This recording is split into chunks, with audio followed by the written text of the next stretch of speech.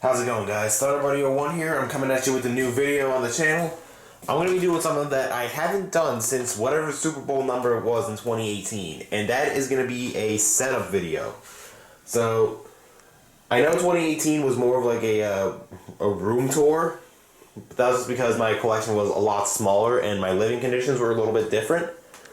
But now that it's 2021, as you can probably tell from my videos, things have definitely changed. So we're gonna start over here from where I work. So right here is just all my cameras and all that. I got a hard drive right there in case I decide to back up my laptop, but I think I might get that upgraded because my Mac is 1 terabyte and my gaming laptop is 2 terabytes. Wi-Fi router's right there. Got my network stuff set up down there. Over here are my 2 Xbox consoles. We got the Xbox One Elite that I've had since 2015. Haven't used it in a while. I'll get into that in a little bit. Then there's the Xbox 360 Slim that I have. I haven't used that in a while because, well, again, I've been using my gaming laptop a little bit more. And here, I like to call this my old reliable. This is my late 2013 Retina MacBook Pro. It's a 13-inch. I upgraded the hard drive in this around the very start of 2020 from standard 256 gigabytes to 1 terabyte. And if I reach over here, this is the hard drive. This is the old one that was inside the computer. I had a shop in Greenwich install a new hard drive because these Macs have special screws in them that you cannot use with like a traditional Phillips head or flathead. They're pentalobe screws because they want to reserve like any modifications or repairs to professionals, which is understandable because this computer was around $2,000 brand new back in 2014 when I got it. I don't think anyone at Apple would like it if like a generic common man who didn't have the right tools tried to open this up and fix it or even modify it to an extent. I've had this since July of 2014. It's my main computer for editing, and this actually was the computer that I made my Splatoon Gmod posters on. I still use it. I've also been using it for school as well. I stand by all Apple products. Some people say that I simp for them, but that is not the case. I've generally had good experiences with Apple products, especially some of the newer ones. Like this computer I've had since 2014. I've had nearly no issues with it. I spilled water on this thing 3 times. I saved it 3 times, but it still works like a champ. Most computers probably would have shorted out if you didn't flip it over in time. My iPhone 11 Pro Max I've had since November 2019. I've had no issues with this. Really great camera quality. My Series 4 Apple Watch I've had for a while. I actually got this in December 2018. Here are my AirPods Pro. I did run into an issue with this. Mainly the right earpiece was crackling, but I was able to get it fixed free of charge. Aside from that's my gaming laptop. It's hooked up to the Samsung TV over here and my Scepter monitor over there. And here's my gaming laptop, the Intel Whitebook. I got this in January of 2021, mainly because I wanted a better computer to play games on. And this thing is a fucking powerhouse. I'm gonna say that right now. I can actually play BeamNG Drive on this thing, fully maxed out, and have no issues. I average around 100 something frames per second on Forza Horizon 4. And 2 terabytes on here, I can actually put a shitload of mods for games on this, and I wouldn't have an issue.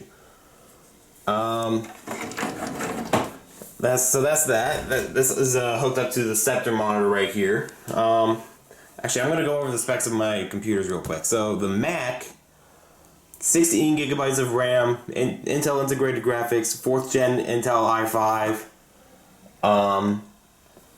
It has a 2.6 gigahertz i5 dual core, because that was what was popular at the time. And funny enough, 16 gigs of RAM was the highest you could go on the 13s at the time. I believe now you can go up to 32 gigs, but I'd have to double check to be sure.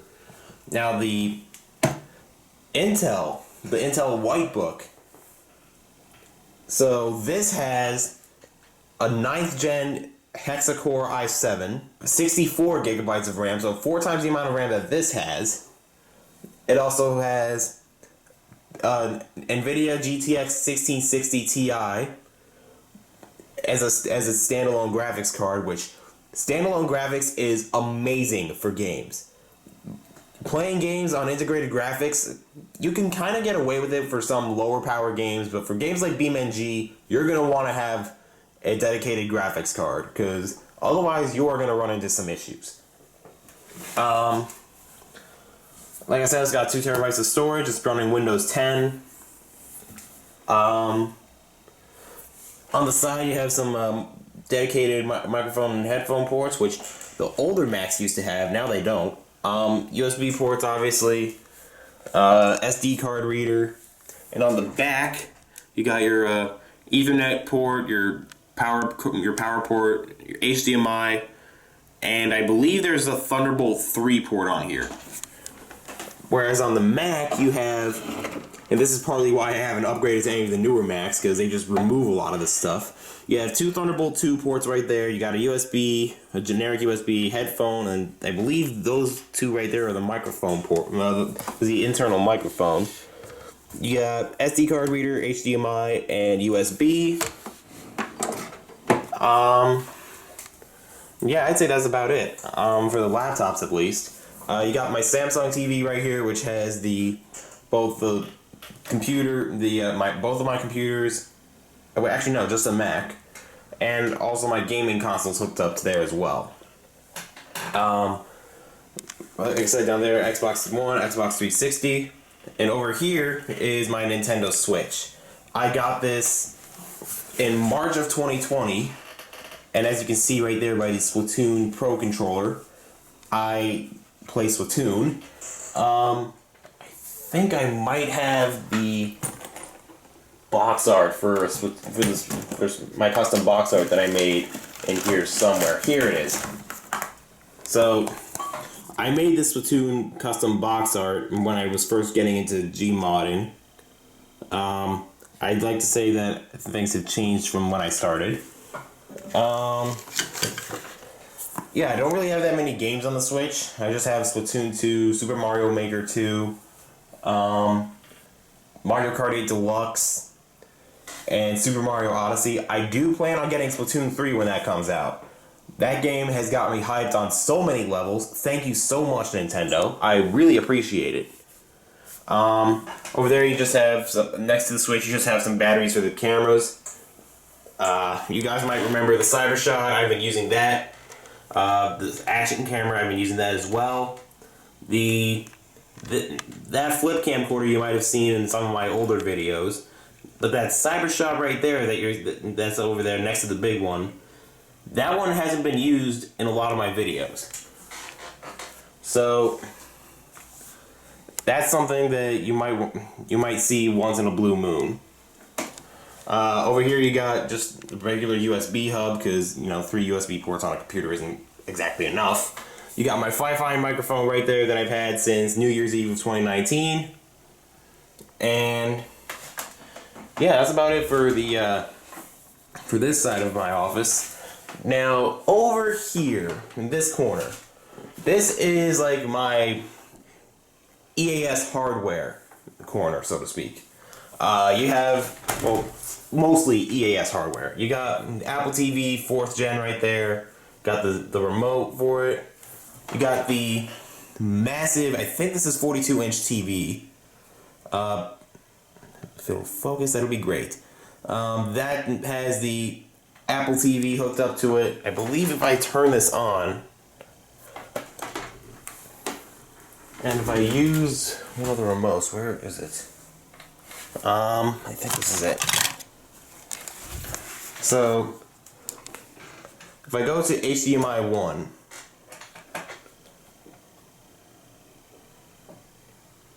I just give it a second, it'll load. Yeah, so this is where the Apple TV is. It's running, I think it's running the latest version of TV OS. I'd have to double check. I don't really use this that often. I'll probably only use it when I attract severe weather. Oh wow, yeah, that's definitely needs some updating. But yeah, so got the Apple TV hooked up there. You got my Dell Venue 8 Pro that I've had since 2013. I am gonna put this on the charger. But yeah, you got that. You have an Amazon Echo Dot in gray over there. Now we're gonna focus on the EAS hardware. So as you can see, as I just switched the input, I have my Trilithic EasyCast over there. This is hooked up through a BNC to RCA cable into the back of the TV near the AV port. I'm gonna try and fix I'm gonna try and adjust the character generator and the encoder settings when I can. The problem is the laptop that I use is a pain in the balls. If you guys have seen some of my videos from the summer and probably like the early half of 2020, you would have noticed that I used a Dell Latitude E6400 for the EAS, the EasyCast, and also for the Sage. The problem is that laptop is very old. My dad's had it since 2009, I believe, and with older hardware, you can expect some slowdowns, and a lot of them.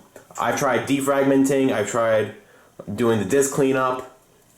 It's just impossible to get that thing up and running, so I've had that decommissioned for a while. Then over here, you have the Sage EAS NDEC model 1822. I do not have anything hooked up to this character generator wise. I'm thinking of getting a Beta Bright at some point, but problem is I don't know where to put it. Aside from that, you have my radios right here on this table with the Storm Chaser Street sign that Mox got me for my birthday. So yeah, it's a little bit cluttered, a little bit unorganized, I guess, but when you're a weather radio collector that like me, you gotta improvise to some degree. So you have handhelds right there, like the 12522, the 993, the 259, the ESP2100, and you got some of the desktop radios in here as well, like the Sharecom, the Zone Guard, the Weather Tracker, the WX100, the BC370 scanner, and this thing, which I got recently, the Realistic 12154. Regarding my weather radio collection, I'm going to be doing that tomorrow on the 8th. I don't know when this is going to be going up, but by the time you see this video, I'll either be working on the collection, or I'll just be lazy sitting on the couch or something. I don't know. But regarding specifics, I have on the EasyCast with regards to monitors, I have it monitoring WALK, but I believe I might switch that up to WBLI. I'm also monitoring WEZN. And on the Sage, I have my EasyCast wired into this on monitor 3. I have WDFA playing hooked into monitor 2. And on monitor 1, I have my BC345 CRS monitoring WXJ42. Now, if you're wondering why this doesn't make any siren noises, the trick to this, you have to put this in the scanner function and have it monitor that frequency. Because if you do it through the weather, yes, it's more convenient, but having the 345 in the weather section, that'll set it to not, that'll set it to monitor the frequency and activate its siren. Which, if you play a siren through an end deck or through a stream, it can be kind of annoying. Got the Spark over there, the ITR2BT, the TX2, and the Sangean HDR14. And you got the WX100 and the 1650D mounted up on the wall. Nothing else special over here. I have my old HP monitor. I might bring that back, I don't know. But as far as I'm concerned, I believe I'm going to be putting that aside for now. It's VGA and DVI. The Scepter monitor, I should have said this earlier, but the Scepter monitor is HDMI, the two HDMI actually, and VGA, and the Samsung TV is just HDMI and VGA. Now if we exit this room, which is, I consider this my office, and we go in here, yeah, you can tell that my room has definitely changed since 2018. So, a little bit of context here. So, 2018, I had a very old bunk bed. And you might have seen this through the very beginning of 2020 as well. But around the time that, when Michael was up here, I was, you might have seen this in some of my videos as well, but I was rearranging, getting new furniture as well. Like, I got this bed first, which is like a normal, like a full size human body mattress, I think. You got those little sliding doors over there. I used to use that for storage. You got my Echo Show 8 over there. You got Callie just face palming. But yeah, 2018, however, like 2018 into 2020. Actually, I say that. 2009, before I even started my YouTube channel, into 2020, I had Lightwood bunk bed, and when I first started getting into radio collecting, I had a little makeshift shelf. I'll probably link you to one of my older videos to kind of get a better idea of what that looked like. Then, come April to May of 2018, I switched out that makeshift shelf for basically a giant piece of plywood that covered the entire top bunk of my bed. Now, it was definitely a cool improvisation. I have my parents to thank for that, because yeah, space can get pretty limited, especially when you have a big collection. And keep in mind, we're talking about like 40 or 50 radios at the time. Not like 97 like I'm at right now. But yeah, so now I have this massive full-size bed. I have this dark wood shelf right here, housing some of my radios in my cable box. You also have another Echo Dot right there. This one is the third gen with the built-in clock. This I really like. Over there, you have just like stuff. You have my Elite Traveler up there. I never showcased this, but way back before I started getting into weather radio collecting, I was a part of a RC Monster Truck League. I had 3 little Traxxas Stampedes that were branded by Monster Jam. Well, they had like Monster Jam sponsoring on them. I had a Max D one that I upgraded a lot. I went brushless with that. I also got a couple of bodies like Monster Mutt, and I believe I got Grinder as well. Then I got I think this is rare now, but I got the 30th anniversary Gravedigger body as well. I also had the regular Gravedigger body as well. One of them I believe is signed by Dennis Anderson. I believe my mom might have that at her apartment, or I might have it somewhere. Hey guys, post-editing here. Something I forgot to mention. I actually had the Son of a Digger truck and body as well, which I will put up a picture right now. The ones that I mentioned earlier, like the Monster Mutt, the Advanced Auto Parts Grinder, and the black and green Gravedigger, those I just had the bodies for. The trucks that I got completely were the Max D, the GD30, the purple one. It actually had the lights too, and the Son of a Digger one. I'll be honest, I was heavily into RCs back in the day, but I just lost interest in them. I'm not sure what I'm gonna do with them for right now, but yeah, I figured that'd be cool to show off.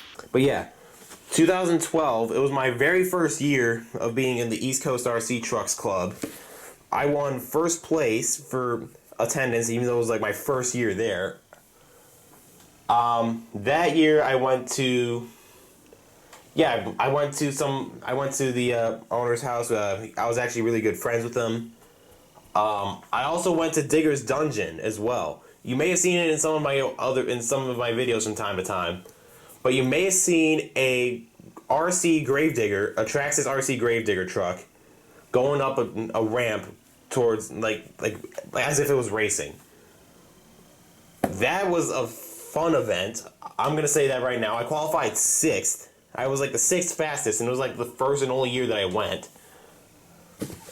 And I'll be honest, it was definitely a really fun time. I got to see Dennis Anderson. I got to see Bari Musauer, who at the time had won the very first Monster Jam Young Guns shootout.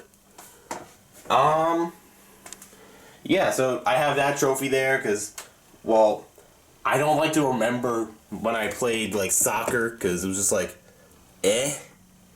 But yeah, so I keep this trophy because it was like the first trophy that I actually felt had some sort of meaning to it. Over here, this is just like half of my, at the time, robot shelf. This was back in 2009 when I first got my room repainted, I believe. Wait, no, was it? Yeah, I think, yeah, because I went from this like very light-themed style kind of room to a whole space room. You might remember that in some of my older videos. I had this robot shelf up here.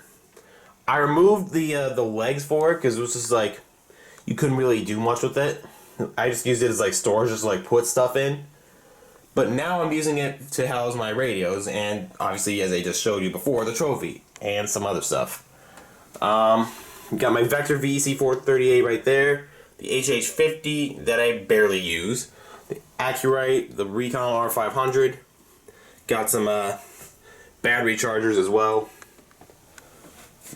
Over here, AlertWorks and the Emerson. I have this on like a little wooden like shelf type of thing because this would be sitting right on top of the radiator if it wasn't if I didn't have that shelf there, and I want to take care of my radios, not like leave them around just to like make them all deformed looking.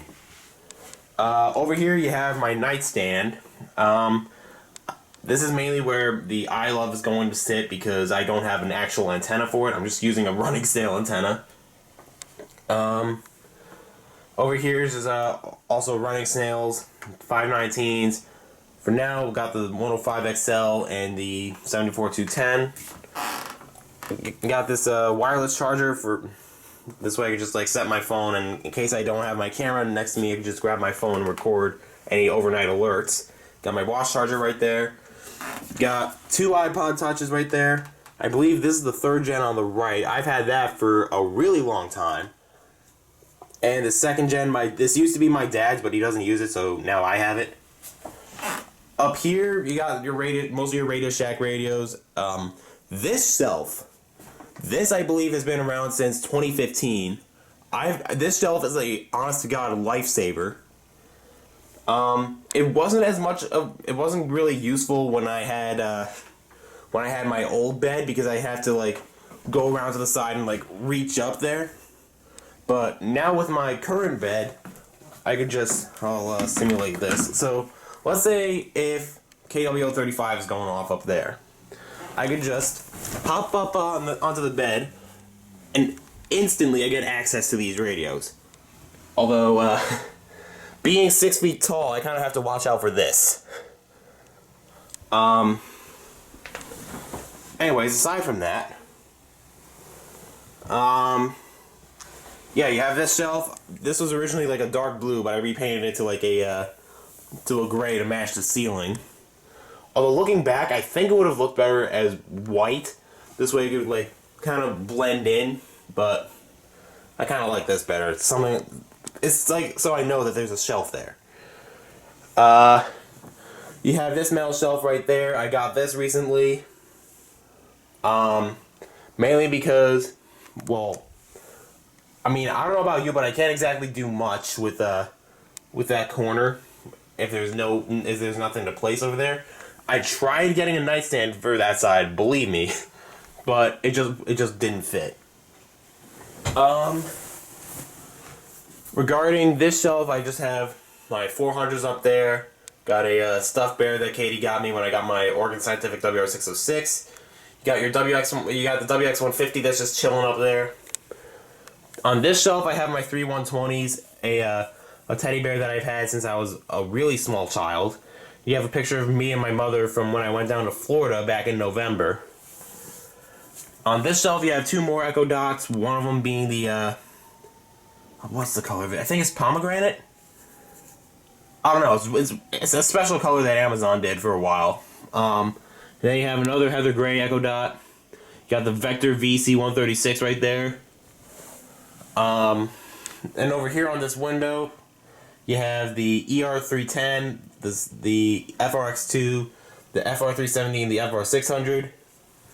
This bookshelf over here, you might remember this. This has been in a lot of my videos. Right there is just a old Herbie thing that I did when I was really, really, really small and didn't know what to do. Got your Joey Logano diecast, which the Warren Oasis WX8798 got me for my birthday. Just have some old yearbooks. And it also houses this thing, the Beats Pill XL, I believe. I think it's the XL. This has a Splunk branding on it. My dad got this as part of a vendor deal that he had. And, well, he wasn't going to use it, so he just let me have it. This thing is awesome when it comes to Bluetooth. And I don't have that many Bluetooth radios because, well, there's not that many radios that are made with Bluetooth to begin with, only auxiliary. This has amazing speaker quality, probably on par with the I Love. And, well, let's be honest, it's Beats. What do you expect? Aside from that, I'm gonna put this back. You have, I'm gonna actually get up for this. You basically have Midland Central over here. Midland makes really great weather radios. They've made really great ones in the past, and they still do today. You got your, I got 4 WR300s up there I got them somewhat common ones. I got the version 1 and the version 5 301. Then you have the version 5 Deluxe and the version 8. Then I got, and yes, you're seeing that right, 7 WR100s. Got the version 1s on the top right there. Got the 2 and 3. And then down here you got 4 early version 5 and late version 5. Now, some of these I've had for a really long time. The black and silver I got 6 years ago. This particular version 5 I also got, actually I got this version 5 over here I got 5 years ago. Some of these I got recently, like the version 1 white up there. Thunderstorms with visibility 1 nautical mile or less. Then down here you have more Midlands as well. You got the WR10. 6 feet. Chance of shower. Got the WR11 right here. You are listening to North All Hazards Radio. Got the 74200. 5 feet. The ER102MO right there. You got the 3 common versions of the HH. You got the version 15. C60. The version 16. Winds 20 to 30 knots. C. And the EH, which I got a charging cradle for as well. Winds 10 to 20. You also got the 74250. Over here, I consider First Alert Corner, where I have, at least as of right now, I might change this up later because I like to rearrange my radios every now and then. You got the WX67, the 268, the SFA 1135, and the SFA 1150. Over here, you got the Etons, more Etons. honestly, I'd have to say Midland and Eton are like the go-to brands for weather radios. Because, well, right here you can see I have 3 different versions of the FRX3. You got the FRX3 Plus over here. 0.475 megahertz. Northwind. 1 foot. 20 nautical miles. You got the Yellow Jacket, which this actually has a broken mini USB port. I'll have to see if I can possibly get that fixed. Northwest winds 10 to 15 knots. But this one, you might remember, I DX'd with quite a bit. I actually got a WWH-26 on that thing. You got the Hammaker Schlemmer FRX3 right here as well. And for Tuesday night. Then you got the Eton Sidekick. And then up here, on the wall right here, there's the Radio Shack 12991. Highs in the upper 50s. Chance of rain. Yeah, and that is hooked up to a very, very poorly put together Midland 18259W.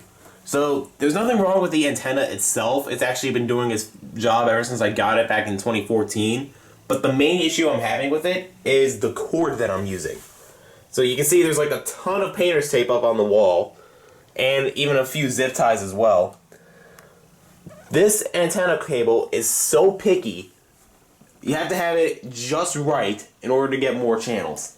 Now, this could be just because it's like really close to the window, but trying to get this set up to where I could get WWH-33 and KW035 at least properly, that is something that not particularly something that I would want to deal with every day. Now, it works. I'm really happy it does. I'll be honest, I'm a signal freak when it comes to this stuff. Like you can see with my 996, I actually swapped out the antenna for an antenna that I got on Amazon, and that antenna is literally touching the air outlet over there. That's because that's the only way I could get KW035 clearly. It used to be on WWH-33, but I switched it up. The Sanjian's now on WWH-33. I will say this, whenever I switch around my radios, there's always going to be certain constants. That would be the I love, because this does not have a actual antenna, as you saw in Radio Review Season 8, 9, or whatever it was. The Sanjian staying up there, because that's where I could get WWH-33 the best. The Motorola and the 996 are staying there, because that's where I can get KW035 the best. Over here, it'll generally switch between the 991 and the WR300. I'll have to see if I can get it to I'll have to see if this will work with any other radios. But the main radios I want over there are radios that will, one, at least alert me where, actually, I want the only radios that I want up on here, monitoring WWH-33, are radios that have an adjustable siren volume and have decent signal. And if it's one of those radios where the siren can be turned off, I want it to turn on the broadcast as well. You can tell I'm pretty picky about how I want my radios set up. Over there, that's where the VC-136 will stay, because the power cord that I have for it is kind of short, and that thing takes up a lot of space. I will say that right now, it takes up a lot of space. Having it right here was even a pain. But yeah, I think I went over everything. Yeah, I know this seems kind of rushed put and very poorly put together, but this is something that I thought of right at the heat of the moment. Oh my goodness, I completely forgot about that thing over there. Over here is my Amazon Echo Glow. It's a color-changing light that I got. I got it for Christmas in 2019. I got it because, well, look at it. It changes colors. And because this thing works with Alexa, I completely forgot to mention, if you have any Amazon Alexa devices, you might want to put in headphones, because I don't want to set them off. They also work with these light bulbs up here on my bedroom fan. I have a whole system set up to where if I receive an alert, I can just say, "Hey, change the color of my lights to whatever color." And it looks like someone just did a monthly test. So, yep, there it goes. So, perfect time to demonstrate this. So, if I go into here, actually, I don't think I have it set up for this, but let's say if that wasn't the test I was receiving, and it was actually a warning for one of my local areas. So, let's do regular warning. There's the ceiling fan changes colors. The Echo Glow over there changes colors.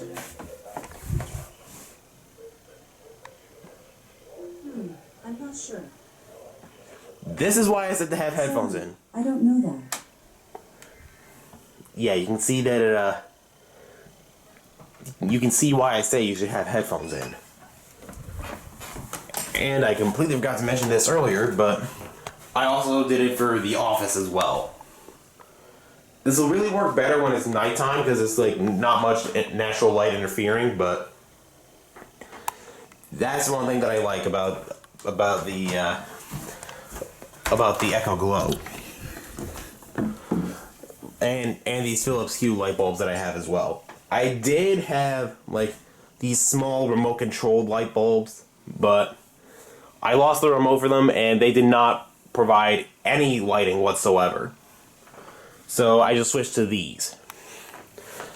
They do throw off some interference, but that's to be expected. But yeah. And since I also integrated at least the Hue light bulbs with Siri, actually I'll do a voice command for this. Hey Siri, turn off Nicholas's fan. Okay, the Nicholas's fan lights are off. Yeah, I don't know why it says but you get the idea. So, with that said, now I think we've finished up the setup tour video. I hope you guys enjoyed. Like always, be sure to strike them likes and flood that subscribe button and twist that notification bell. Be sure to like us on Facebook and follow us on Twitter. And with that said, I'll see you guys in the next video. Take care. Switch,